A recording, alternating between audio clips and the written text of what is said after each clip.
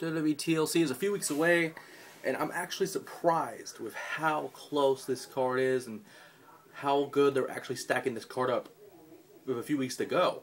This is amazing. But there's a few things we need to talk about. Well, we'll talk about them while we'll do it. But there's like 3 matches officially, 4 matches unofficially, and 1 pending. But we'll go for that one first. Why not? Forced. What the fuck? I am tired right now, but I don't care. Anyway, with the Intercontinental title possibly on the line, Kofi Kingston defends the title against Wade Barrett. Now, Wade Barrett, honestly, I feel should have a world title shot. But we'll get to that later, why he probably does not have that right now. But with that being said, you know, the Intercontinental title is a stepping stone to the world belt. And, you know, it wouldn't hurt Barrett's resume to hold the title twice. People forget that he is a former Intercontinental champion, but so is Kofi on multiple occasions. And with this match coming out of basically nowhere at this point, besides Wade Barrett getting a win over the champion in a recent match, I honestly feel that Kofi's reign won't be as long as people think it will be. And I honestly hope that Wade Barrett will win the Intercontinental title if this match actually goes down. I don't know if it will, but that's speculation. Barrett said it was official. It's not official on the site here, so it's technicalities at this point. But it probably will be official by in the morning. Speaking of official, we have a rematch for the world title: Sheamus versus Big Show. This is honestly becoming Sheamus versus Alberto Del Rio all over again. But you know what? This actually is a little better than facing Alberto Del Rio, and I hate saying that because this is Big Show we're talking about. But the way they're doing it is amazing. First of all, the match where Big Show wins the title against Sheamus was amazing by itself. I actually thought it was the piss break match. When it actually came back, it was actually amazing. And then Survivor Series, which I also thought was a piss break, but I was actually interested in this one because at the end there was some controversy. Big Show pulls referee Scott Armstrong, you know, for the brogue kick. He's knocked out. There's a billion referees checking on him. One referee's checking on him. A second referee counts to 3, and Sheamus is pinned. Big Show retains, and the biggest clusterfuck of the world happens at that point, where a third referee comes out, disqualifies Big Show.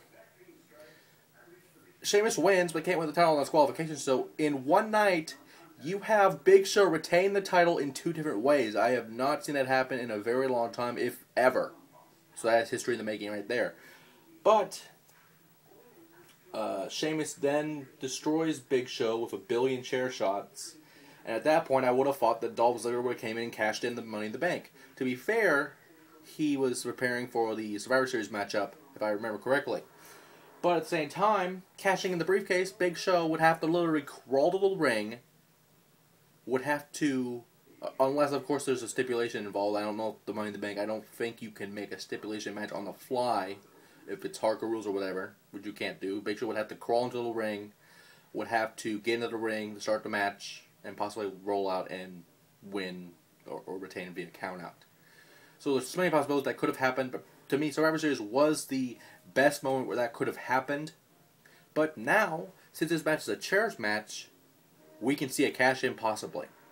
If Dolph Ziggler doesn't have a match with John Cena at the pay-per-view, which is why I say 4, that's a possibility, but we'll get to that one. That's official. Possibly Ziggler cash in and become the world champion by the end of the year. But who wins this match? I would honestly think it would be just fair if Sheamus was the one that was cashed in on. But Big Show was really bruised, and you saw him destroy a chair on the ramp to where people were impersonating Jim Ross. And I'm not even going to butcher it because I am so tired to even try and do it. Say like that ramp has a family, or Bakake, or just some bullshit like that. Just use any JR phrase and that would pretty much be some of what people were talking about with the chair. It was stupid as hell, and Big Show was sulking while he was holding the chair, walking over there anyway. It was stupid but funny, whatever. And finally, Ryberg faces Punk in a TLC match for the WWE Championship. What's interesting about this is the fact that the Shield, and for those who remember the Shield in the comic book, one of these people is Lem and one of them is Vince McKay. But enough about that. The Shield, or what I like to call the people that are impersonating the Big Boss Man, which is Jon Moxley, otherwise known as Dean Ambrose, a very good indie star, and a man who feuded with the next man I'm going to talk about, as well as other people like William Regal in FCW.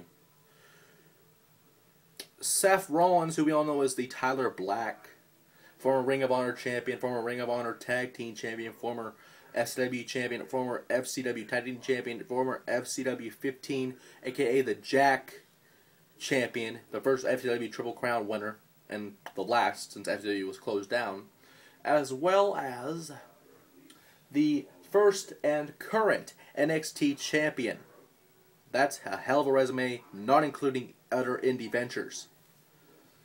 As well as Roman Reigns, aka Leaki from FCW, who has a great Samoan heritage. I think he is the son of Sika, and of course he's everyone's The Rock's cousin. And I believe he's either Rosie's brother or Rikishi's brother. Correct me if I am wrong on that. But of course, the Shield is a weird name, but I kind of like it. It's a throwback. And of course, it was by the Mexican announcer on the Spanish announce team that made the name. Like they did with the other thing that was a few months ago, which was hilarious. I don't remember what it was, but I'll probably talk about it when I remember it. But with that being said, CM Punk now surpasses Macho Man Randy Savage, and I am not going to do a Macho Man impersonation because I am tired as fuck, and it would butcher it, and there'd be a bunch of hate shit on this video. Anyway, with that being said, no, I'm not going to do it, but, you know, that's a long time with a title, and I honestly hope that they do not let Ryberg win the title. But for once, I am happy for him, because he actually showed a personality. He actually showed that he would not back down to Vicky Guerrero, a woman who I believe should not even be on WWE television, the woman that took Eddie Guerrero's contract, and the woman that is a disgrace to professional wrestling in general, let alone being a general manager. So that actually made me a bigger Ryberg fan, if anything. But with that being said, I don't think Ryberg will win the title this quickly. As much as I like him, there's no way he will win the title this quickly unless he is the new poster child of the WWE as he is on the TLC poster, no pun intended.